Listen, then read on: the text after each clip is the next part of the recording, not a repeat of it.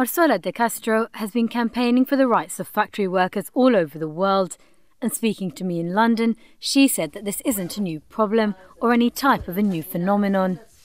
I can tell you that this is the trend. I can tell you that no one owns their own factories anymore, and this is pure exploitation. This is really why the whole industry needs to be redressed, because we're not treating the industry like we were, once upon a time. The Bangladeshi garment industry has gone from strength to strength and has turned itself into a £13 billion industry almost overnight. With nearly 5,000 garment factories after China, Bangladesh is the world's biggest exporter of clothing, supplying garments to the US and across Europe. Around 3.6 million Bangladeshis work in the industry, an industry which has been growing at an unprecedented rate. And in a report released by the World Bank, the country was encouraged to continue this development.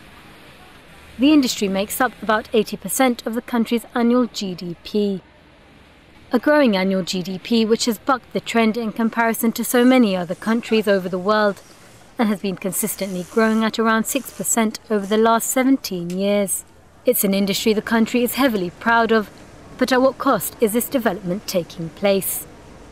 Over the last 9 years, the Ethical Fashion Forum has been working to eradicate exploitation, hardship and environmental damage from supply chains in the fashion industry and the practices of fashion businesses.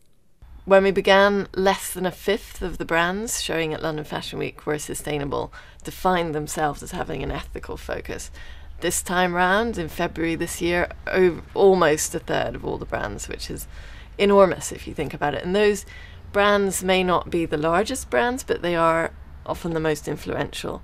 With businesses taking on some responsibility, it's important to look at the other players involved. There are a number of players involved, and this includes the consumer too. Where you put your money is ultimately what you're supporting or what you're saying that you believe in, those particular business practices. So I think consumers should definitely spend a little bit more time looking into the products that they buy. There's more and more ways to find out, what's behind a brand. I spoke to a few shoppers on the British High Street to ask how much they were spending and how long they expected their clothes to last. Can I ask you what you've purchased today and how much you've spent? 2 skirts and a tank top and trousers. £34. Did you think about where these items came from before you purchased them? No. How long do you think you'll be keeping these items? A few months, yeah. Probably last me a few months, and then after that, when you get sick and tired of it, then probably donate it or move on.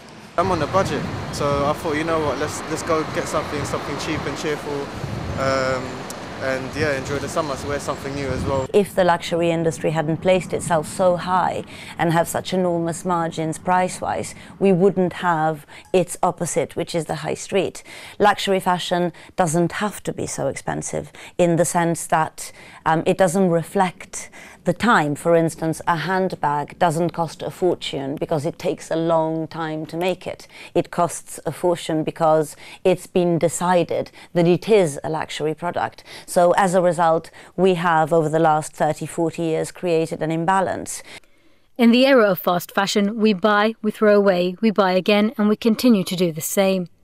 1.2 million tonnes of clothing is buried each year, contributing to an industry resting on the notion that disposable fashion comes and goes easily. I never linked fashion to human rights issues until a few years ago when I met Lucy Siegel and Orsola de Castro and Jocelyn Whipple and other friends, and we started to discuss, the implication of fashion.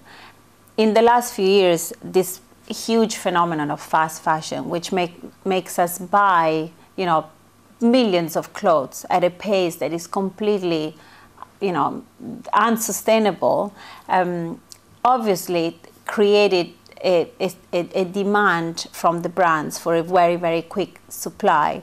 And none of us, when we buy the clothes, really ask who made this? How is it possible that the price is this? And so when you go back and visit the factories and see how it is possible, then you think, well, this is completely unjust. It shouldn't exist.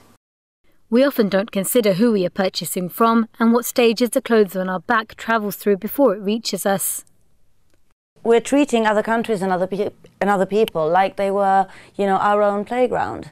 The reality is that we need to understand that we've been somehow looking at fashion as being aspirational, but it's only the consumer who is allowed to aspire. I want to see a fashion that is aspirational throughout the supply chain so that everyone is allowed to aspire, in particular the people that actually make our clothes or farm the materials that will be employed to make our clothes.